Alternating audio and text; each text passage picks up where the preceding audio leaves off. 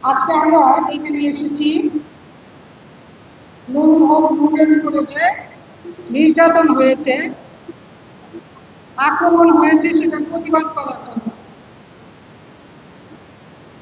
আমরা এখানে যারা আছি তারা প্রত্যেকেই কিন্তু এক একজন জুলাইয়ের সংগ্রামী নেতৃবৃন্দ, সংগ্রামী ব্যক্তিত্ব এবং সংগ্রামী সহযোদ্ধা।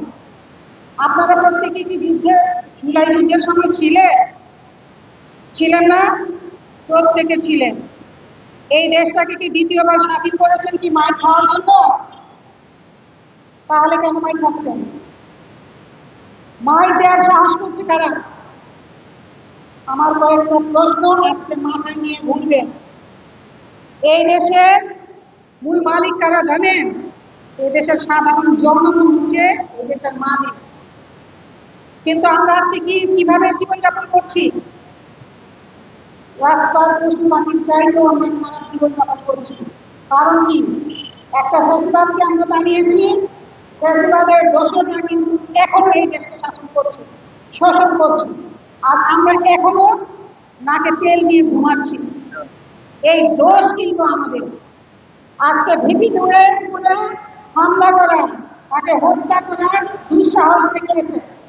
আপনারা দেখতে পারবেন জুলাই যুদ্ধে যারা অংশগ্রহণ করেছে, যারা সম্মুখ সারিতে ছিল, তাদেরকে নিঃশেষ করার জন্য একটা শ্রেণী কাজ করছে।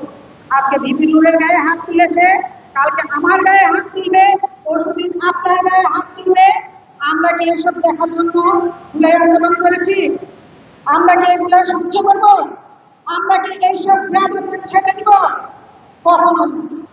সে যেই হোক, আপনারা দেখেছেন একটা শ্রেণী, আমরা আগেও দেখেছি, এখনো দেখছি, আমাদের দেশের প্রশাসনের লোক যারা আছেন, আর্মিতে আছেন, পুলিশে আছেন, আমি একটা ক্যালকুলেশনে দেখেছি আমাদের দেশের প্রকৃত জেলা প্রশাসনের মধ্যে আছেন, তারা কখনোই এতটা বেয়াদব। তারা বেয়াদব যারা ফ্যাসিস্ট সরকারের দ্বারা নিয়োগপ্রাপ্ত হয়েছে, তাদের দোসররা, তাদের কর্মীরা, তাদের ছাত্র, বিভিন্ন সংগঠনের নেতৃবৃন্দকে যারা এখানে নিয়োগ দিয়ে বসে আছে, তারা এখনো কিন্তু এই প্রশাসনের মধ্যে বিরাজ করছে। এবং তাদেরকেই দেখবেন যে আমাদের মতো রাজনীতিবিদদের গায়ে হাত তোলার মতো সাহস করে।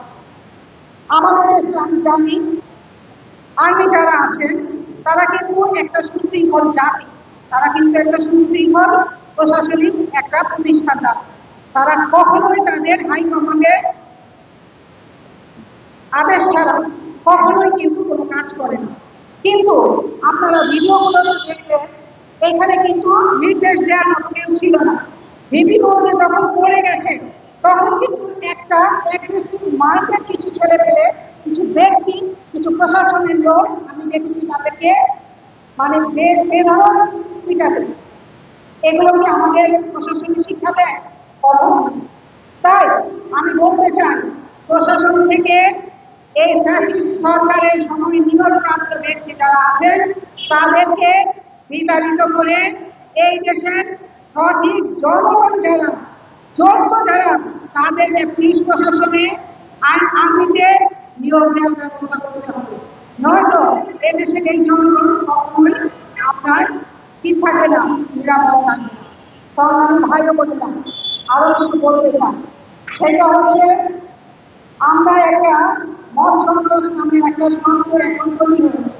আমরা কিছু হলেই কয়েকজন নিয়ে আন্দোলন করতে চাই, প্রতিহত করতে চাই, কিন্তু সেইটা একটা সিস্টেমের মাধ্যমে যে করতে হয় সেটা কিন্তু আমরা অনেকেই জানি না। আর এই জানি না বলেই ফ্যাসিস্টের দোষরা আমাদের সেই আন্দোলনের মাঝে এসে আমাদেরকে বিতর্কিত করার জন্য বিভিন্নভাবে সেই কি বলবো এটাকে মানে সন্ত্রাসী কর্মকাণ্ড চালিয়ে আমাদেরকে বিতর্কিত করছে। আপনাদেরকে অনুরোধ করছি, আপনারা চিনে রাখুন, আপনারা প্রত্যেকে আপনাদের দলের ভাইকে চিনুন, আপনারা প্রত্যেকে আপনাদের সংগঠনের লোককে চিনুন। তাহলে এইসব অসংখ্য ব্যক্তিরা আমাদের বিভিন্ন প্রোগ্রামে ঢুকে আমাদের অনুষ্ঠানকে বিতর্কিত করা, বিশৃঙ্খলা করার চেষ্টা করতে পারবে না। আপনারা নিজেরা নিজেদেরকে প্রতিহত করার চেষ্টা করুন। সংগ্রামী ভাই ও বোনেরা, আরেকটা কথা বলতে চাই, আমরা এখন দেখতে পাচ্ছি বিভিন্ন আন্দোলন করতে গেলে কিছু উস্কানিমূলক বক্তব্য আমরা দিয়ে থাকি। আমরা আমাদের নিজেদের সম্মানগুলোকে আগে রক্ষা করার চেষ্টা করি। আপনারা দেখেছেন এমন কিছু কুৎসিত বক্তব্য অন্যান্য সময় দিয়ে ফেলি, এমন কিছু কুৎসিত শব্দ আমরা উচ্চারণ করে ফেলি যেটা আমাদের রাজনৈতিক শিষ্টাচারের অংশ না। প্রত্যেককে অনুরোধ করব, আপনারা নিজের সম্মান নিজে বজায় রাখার চেষ্টা করুন। প্রত্যেকে শিষ্টাচারের মাধ্যমে রাজনৈতিক কর্মকাণ্ড পরিচালনা করুন। সংগ্রামী ভাই ও বোনেরা, আমরা দীর্ঘদিন যাব 17টি বছর সরকারকে বিতাড়িত করার জন্য চেষ্টা করেছি। ছাত্র জনতা আমাদের সাথে থেকে একটা ফ্যাসিস্ট সরকারকে বিতাড়িত করেছে। কিন্তু এই যে একটা অন্তর্বর্তীকালীন সরকার, তারা কিন্তু এখনো যে আমরা যে উদ্দেশ্য নিয়ে তাদেরকে এখানে বসিয়েছিলাম, আমাদের সেই উদ্দেশ্য বাস্তবায়নের জন্য কিন্তু এখনো তারা কাজ শুরু করেন না। কবে করবেন? 1 বছর চলে গেছে। আপনারা কি সেই আবার মহিউদ্দিন আর ফখরুদ্দিনের মতো ক্ষমতায় টিকে থাকার জন্য চেষ্টা করছেন? সাবধান করে দিচ্ছি, এই দেশের জনগণ কিন্তু জুলাই আন্দোলনের মাধ্যমে সরকারকে বিতাড়িত করেছে, আবার রাস্তায় নেমে কিন্তু আপনাদেরকে বিতাড়িত করবে। সংগ্রামী ভাই বোনেরা, আমরা একটা কথা বলে দিতে চাই, আমরা আর কোনো মায়ের সন্তানকে হারাতে চাই না। আমরা আর কোনো ভাইকে, আমরা আর কোনো বোনকে আমরা রাস্তায় লাঞ্ছিত হতে দেখতে চাই না। আমরা চাই সুষ্ঠু নির্বাচনের মাধ্যমে একটা সুষ্ঠু পরিবেশ সৃষ্টি করে। আপনারা জানেন কিছুদিন আগে নির্বাচনের একটা রোডম্যাপ প্রকাশ করা হয়েছে। রোডম্যাপ প্রকাশ করার পরই হচ্ছে রাজনৈতিক বিশৃঙ্খলা সৃষ্টি করার জন্য এই ভিত্তিগুলোর উপর আপনি আগ্রহ। তাহলে রাজনৈতিক বিশৃঙ্খলা সৃষ্টির মাধ্যমে কি আপনারা আবারও চাচ্ছেন নির্বাচনকে বন্ধ করার জন্য? না, এই দেশের নির্বাচন হবে হবে হবে এবং যথাসময়ে হবে। এই দেশের জনগণ যথাসময়ে ভোট করার জন্য কিন্তু দাঁড়িয়ে আছে। আপনারা কাউকে ভোট করার জন্য চেষ্টা করবেন না, নির্বাচনকে বানচাল করার চেষ্টা করবেন না। কারণ একটা গণতান্ত্রিক সরকার যতক্ষণ পর্যন্ত এই দেশে না আসবে, এই দেশে শান্তি শৃঙ্খলা ফিরে আসবে না, এই দেশের শৃঙ্খলা ফিরে আসবে না, এই দেশের জনগণ নিরাপত্তাহীনতায় ভুগবে। আমরা নিরাপত্তাহীনতায় থাকতে চাই না। সংগ্রামী ভাই বোনেরা, আপনাদেরকে অনুরোধ করছি, আপনারা প্রত্যেকের জায়গা থেকে আপনারা সচেতন হন, কোন ফ্যাসিস্টকে জায়গা দিবেন না।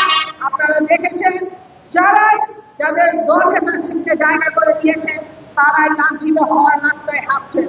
আমরা কোন ফ্যাসিস্টকে কোন দলে কোন সংগঠনে কোন অবস্থায় আমাদের সাথে বসতে দিতে পারি না, ভবিষ্যতে দিব না, দিয়ে আমরা আমাদেরকে বিতর্কিত করবো না।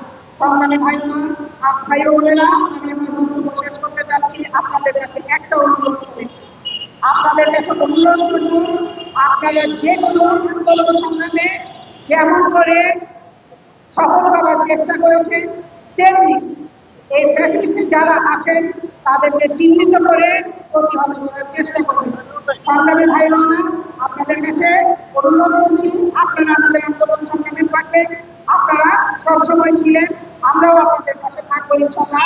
এই বলে আমি আমার বক্তব্য শেষ করছি। ধন্যবাদ সবাই।